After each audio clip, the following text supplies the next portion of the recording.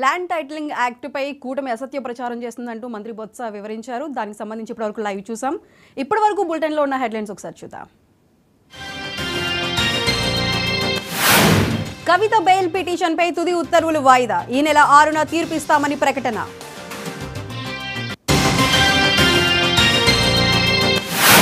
మూడున నెల్లూరులో Chandrababu Pawan road show. అన్ని ఏర్పాట్లు చేసిన పార్టీ శ్రేణులు.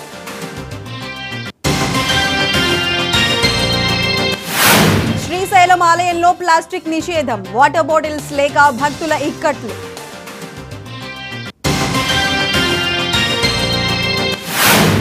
తెలుగు రాష్ట్రాల్లో మోదీ పర్యటన షెడ్యూల్ ఖరారు. 7 నుంచి 10వ తేదీ వరకు ఏపీ తెలంగాణలో పర్యటన. తెలంగాణకు రాహుల్ ప్రియాంక. ఈ నెల 6న తాండూరులో భారీ బహిరంగ సభ.